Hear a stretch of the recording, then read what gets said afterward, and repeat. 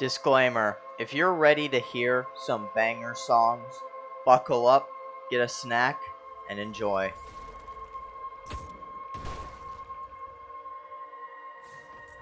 Order is a song that has become synonymous with Ultrakill, with a masterful implementation of the leitmotif that brings sorrow to the ears of every listener. It was worthy of the #1 spot in every Ultrakill player's list of songs in the OST, as nothing came close to it in pure musical genius. However, as Greed and eventually Act 2 as a whole came along, so did the songs of Grief, Wrath, and Heresy. They brought upon songs that would change and revolutionize the OST. Sands of Tide, Duel, Deep Blue, Is the Light in My Darkness, Death Odyssey, Altars of Apostasy, and Death of God's Will brought upon a new chapter in Ultrakill. While most would agree that the majority of these songs didn't come close to Order in musical prowess, Altars of Apostasy soon became a rival for Order, until P-2 was released. P-2 gave us 3 songs. Tenebrae Rosso Sangue, a song that embodies the drastic change in quality for the OST in Act 2, while also acting as a beacon for all future songs to come, and deserves a video on its own. Pandemonium, a song that shows how to implement pure chaos into a song while maintaining the enjoyability of listening to it. And War, a song meant to rival Order with its fast-paced drums and 2 leitmotifs instead of 1. And ever since P-2 was released, the question arose, is Order or War better? Join me as I dissect both of these songs and dive into what gives them their unique emotional impact, different from one another, the pros and cons of both songs, as well as the backstory for the 2 of them. Order has this interesting backstory, as it and Minos himself span every level within 2 layers in some shape or form. But for the true experience, we must go back to the beginning of the Lust Layer.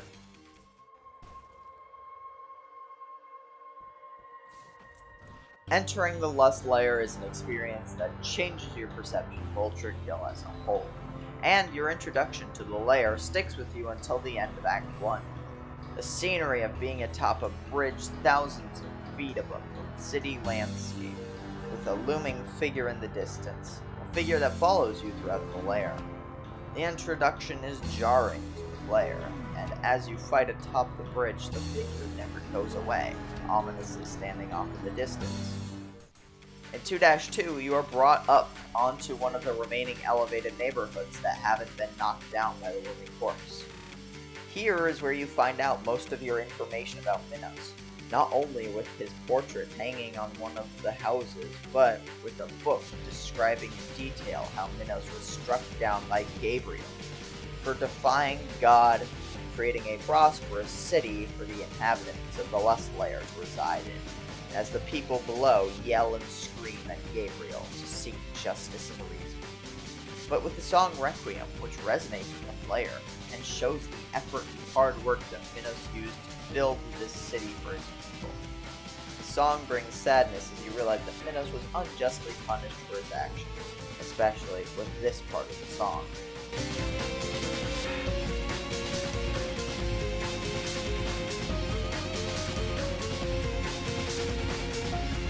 And as you leave, you feel remorse for Minos and his struggle. In 2-3, the corpse of Minos' possessed body looms over the player constantly, though it seems as if the corpse doesn't know this V1.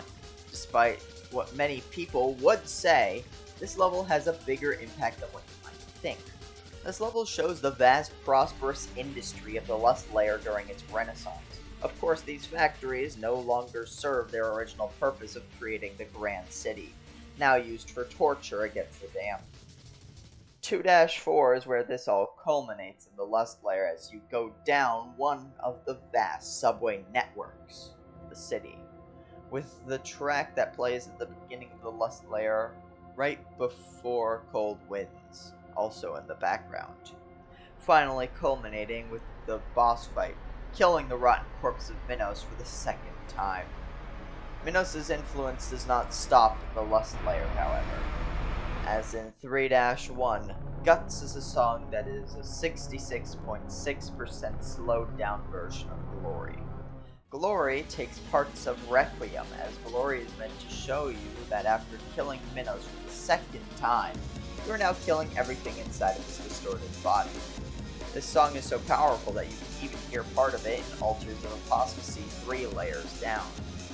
Even during the fight with Gabriel, Minos' heart is seen in the background as somewhat of a metaphor, as Minos' pure and just heart contrasted with the cold brutality of Gabriel.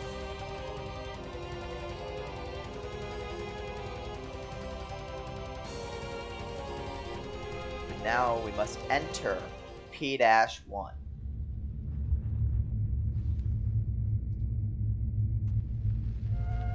One of the reasons that Spinal Staircase works so well is that the song is Soirée d'Avril, same song playing at the beginning of 2-1 and 2-4. However, this time it's the original 1906 sample, perfectly setting the mood for your trip as it slowly distorts into madness. Okay, cut the bit. We all know everybody does this anyway. It's way more efficient. Entering the arena, Chaos plays as you fight the flesh prison. Chaos perfectly fits its role, and it perfectly represents the feeling that you get when you first see the flesh prison for the first time. Using changing time signatures like Sheer Heart Attack and Requiem. But finally, after killing the flesh prison, you are confronted by Minos. And thy gore shall glisten before the Minos' speech is a perfect recap of what has happened in Minos' life in hell. His hatred for Gabriel, and knowing what V1 has done to his people. He cannot let V1 live, even though he knows he cannot win. The tension here is so palpable that you can cut it with a knife, until it finally happens. Order is a masterpiece of music. It tells a story of anguish, hatred, and desperation. Minos feels like he has an obligation he must fulfill to avenge his people, even if he knows, deep down inside, that he cannot win. The simple bass, the consistent 3/4 quarter notes, the supportive drums that keep the structure of the song afloat, and the heavenly strings in the forefront wrap the whole song together with a nice bow. The amount of emotion that goes into this song is stunning. Even Order by itself can tell Minos' story of struggle. The melancholic feel contrasted with the heavy metal is perfection. The continued frustration and desperation for both Minos and V1 as the song continues to build and build and build to something more, evading your expectations. The influence of this song is so immense, from the lust and gluttony layers all the way down to altars of apostasy and heresy. It is pure insanity and chaos, but also the perfect music for two hyper-powerful beings. Minos is a worthy challenge for V1. As the fighting between the two goes on, the music continues to ramp up, preparing for the climax. You can feel every single beat as your heart begins to pound. More and more power behind every single swing that Minos takes. You can feel the raw emotion emanating from this song. It has such a powerful aura that I cannot describe. This song just hits differently. I'm even getting emotional reading this. And of course, everything finally culminates when we get to the leitmotif.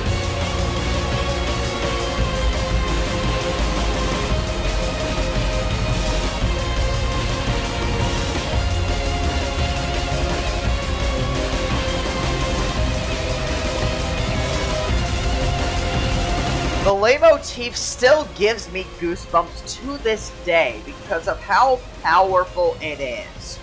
And I would not doubt that this song still makes people cry. In conclusion, I think my only complaint is that you can kill Minos so easily that you don't have time to appreciate order. Minos' speech when you kill him only sells the fact that he felt like he had an obligation for his people that he failed. Minos was a selfless man who helped his people and was punished for it. And Order is the song that tells the end of that story.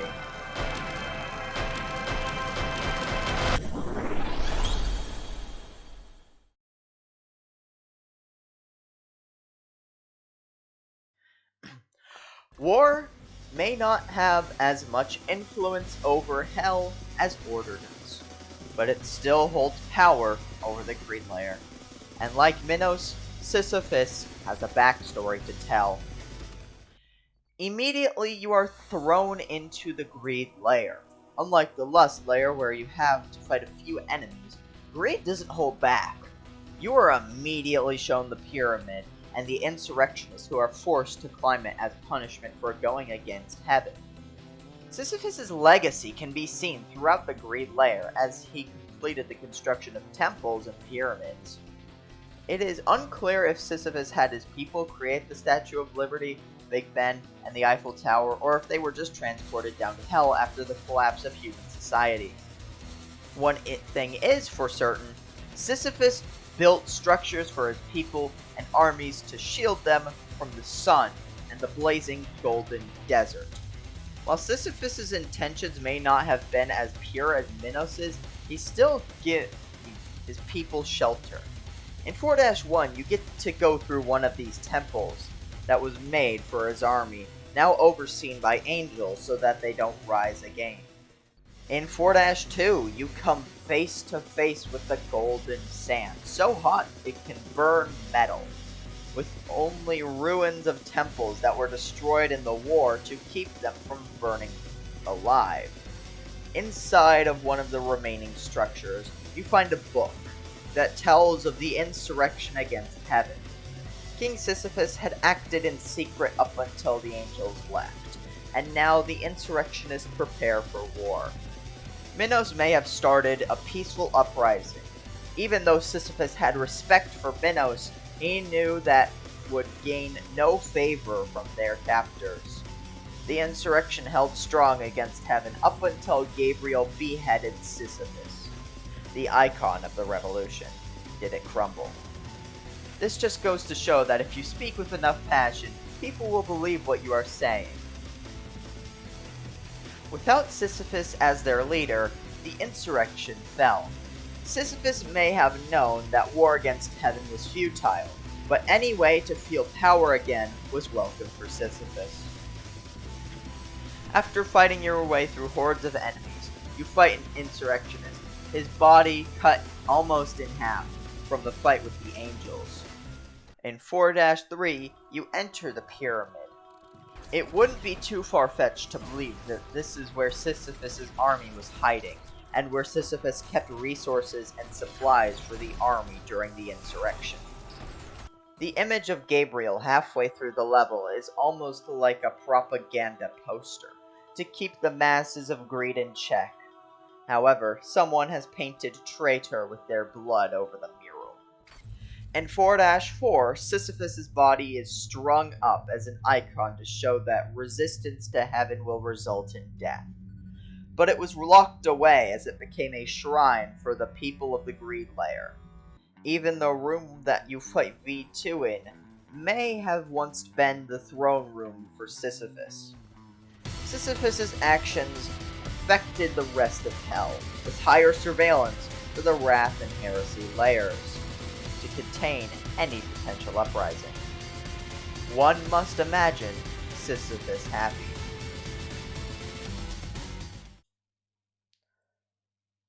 We must now enter P-2.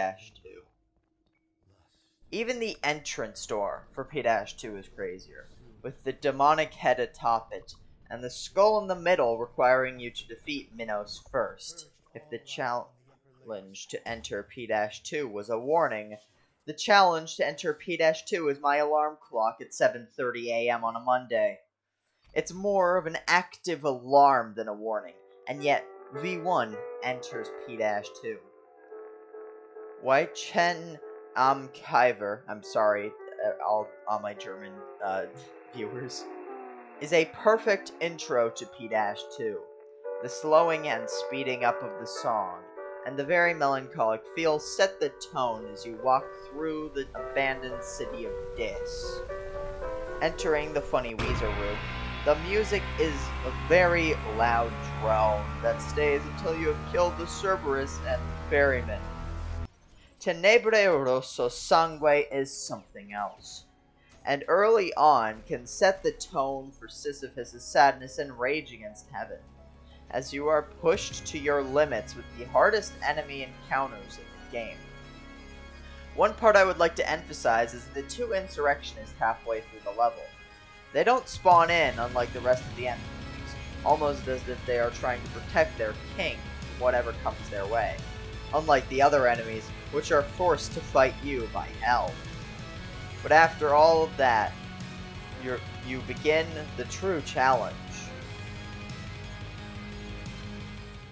I find the entrance to the boss arena an enjoyable idea.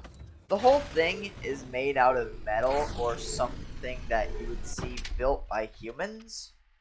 I don't know what this means, but it's very fun nonetheless. Pandemonium is a chaos song, but more enjoyable to listen to than chaos. While the shock of seeing a flesh prison has worn off, the chaos of the situation has not. The chaos awakens Sisyphus, who I'm presuming was having some beauty sleep inside of the Panopticon. Sisyphus' soul was already forming into a prime soul, and Heaven didn't have enough time to fully construct a prison to keep Sisyphus in while fighting off an intruder, unlike they did with Minos. Sisyphus is a hulking beast, looking like your average middle-aged dad, almost twice the size of Minos. His intro monologue tells the whole story. His hatred for heaven, and his eagerness to fight. And in his own words, you shall do as an appetizer. Showing that unlike Minos, Sisyphus is much stronger than you, and has nothing to lose. War is fucking awesome. Sisyphus has nothing to lose, and is fighting you for shits and giggles. He sees that you have killed Minos, and knows that you are a worthy opponent. But unlike Minos, Sisyphus is not compassionate, and will clobber you into the floor without hesitation. Sisyphus doesn't care, which sounds weird because if you listen to the song for like 2 seconds, you would not think that. But if you really listen to it, you won't hear any desperation in war, unlike in Order. While in Order, Minos has the fear that he will lose. War is meant to give you, the player, fear. And while you're struggling to survive, Sisyphus is having the time of his life. I mean, listen to this song. Really listen to it. The drums that are sped up so fast they become a singular glitchy note. The high notes that convey a slight amount of sadness. The switch up from simple to compound meter. The double bass rhythm. A comment on one of my videos says my favorite part of Order is the Requiem leitmotif, but my favorite part of War is war. And I could not agree more. This song slaps beyond belief. In this part, the music conveys an endless struggle of Sisyphus pushing a boulder up a hill and it falling down. This song is incredible. The emotion that this song emanates isn't sadness like in Order. It's fear and power that's emanated. You can tell that in his first phase, Sisyphus is not holding back. Sisyphus sees you as nothing more than a side dish before his main course of heaven arrives. Sisyphus could do this all day, as you can hear when you die and re-enter the arena. And of course, Sisyphus is fighting you because he can. He has no obligation. He just wants to fight V1 for the sake of a fight. And of course, we cannot forget about the Sands of Tide leitmotif.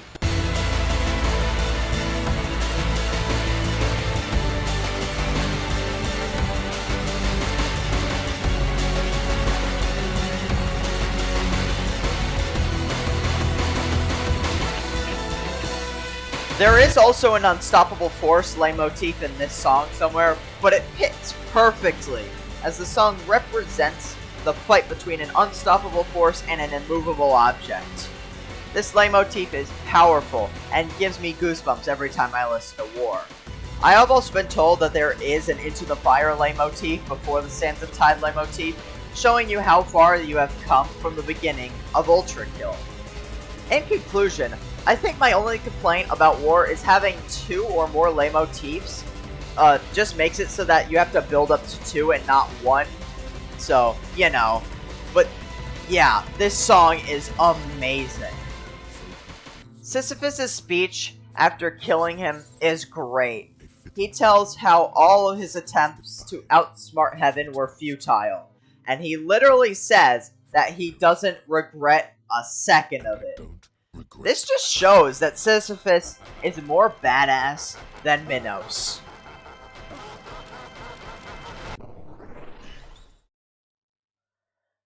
Okay, now the part that you have been waiting for. Is War or Order better? And it's a lot more complex than I originally thought. If I'm being honest, my original plan was for Order to win in the backstory and emotional department, but for War to win in the overall music quality department.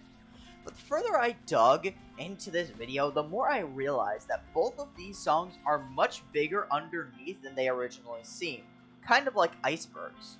Both of these songs are masterful pieces of music on their own. It's almost like comparing Bach to Beethoven. While you may have a preference for one of them, you can't simply compare them. And it's very hard to compare both of these songs, because they're very similar but have distinct differences between them. Now, wait a second. I'm not gonna do the whole, oh, I can't compare them because they're so good. I will, to my best ability, compare both of these songs. And after much decisive deliberation, I'm going to give the edge to War.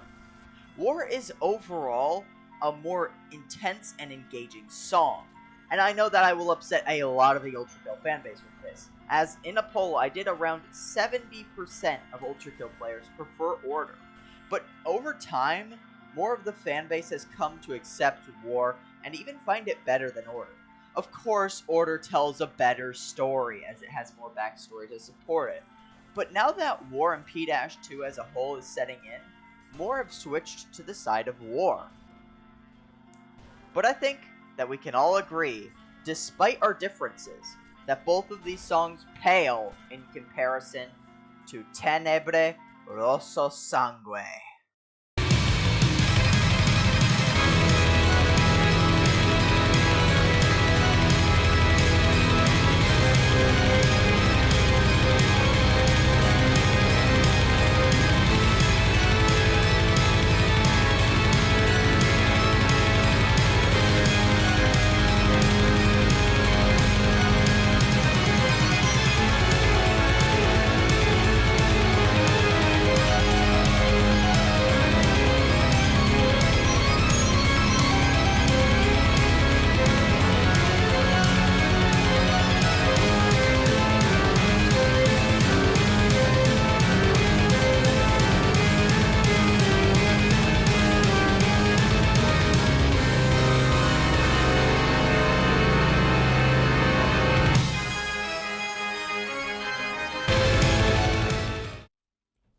Hey, thanks for watching until the end. This video took so long to make and a lot of mental energy. But yeah, this is wow. And yeah, if you like and subscribe, much appreciated. Please, just do both of them. No pressure. Anyway, I gotta go sleep and work on more videos. I'm so tired after doing all of this.